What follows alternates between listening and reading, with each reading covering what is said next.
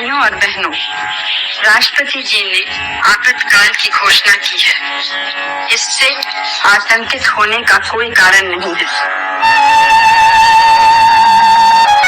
26 जून 1975 को all India radio पर सबसे पहली आवाज यही आई और इंदिरा गांधी ने आपातकाल की घोषणा की।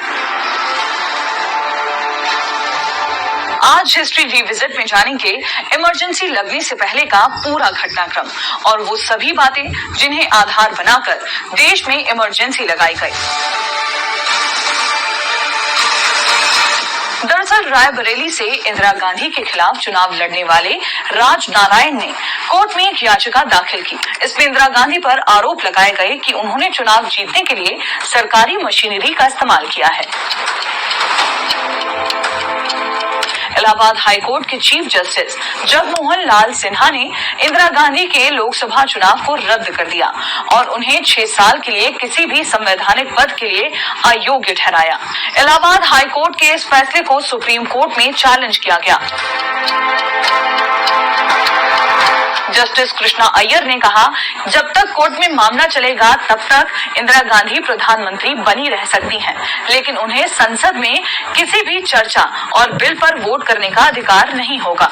ये फैसला कुछ ऐसा था कि इंदिरा गांधी पद पर तो रहती, लेकिन उस पद की शक्तियों का इस्तेमाल नहीं कर सकती थी।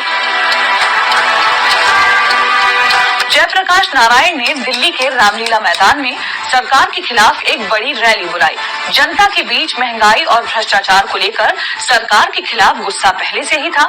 इसी दिन इंदिरा गांधी के सेक्रेटरी ने उनके करीबी और बंगाल के मुख्यमंत्री सिद्धार्थ शंकर रे को फोन कर अपनी आवाज बुलाया। सिद्धार्थ दिल्ली में ही थे तो तुरंत चले आए। 2 घंटे चली इस बातचीत में इंदिरा गांधी ने कहा, ऐसी कई रिपोर्ट सामने आई हैं जिसमें कहा गया कि देश मुसीबत में फंसने वाला है। सब तरफ अव्यवस्था है। गुजरात और बिहार की विधानसभाएं भंग की जा चुकी हैं और विपक्ष सिर्फ आंदोलन पर उतारू है। इस समय कोई कड़ा कदम उठाने की जरूरत है। इसी दौरान इंदिरा गांधी ने जयप्रकाश नारायण से रिलेटेड इंटेलिजेंस रिपोर्ट दिखाई। इसमें कहा गया था कि जयप्रकाश की योजना पूरे देश में विरोध प्रदर्शन कर एक पैरेलल गवर्नमेंट चलाने की है। सिद्धार्थ शंकर के साथ बातचीत के दौरान इंदिरा गांधी ने अमेरिकी प्रेसिडेंट रिचर्ड निक्सन का भी जिक्र किया।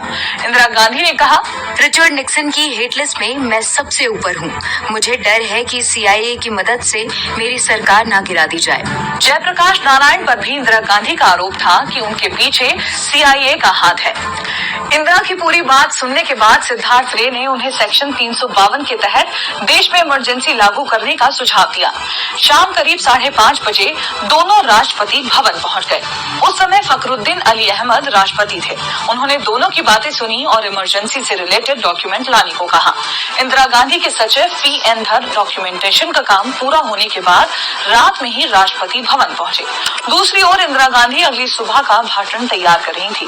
वहीं RK धवन, संजय गांधी और ओम मेहता सुबह गिरफ्तार किए जाने वाले विपक्षी नेताओं की लिस्ट बना रहे थे और अगली सुबह देश में इमरजेंसी की घोषणा कर दी गई।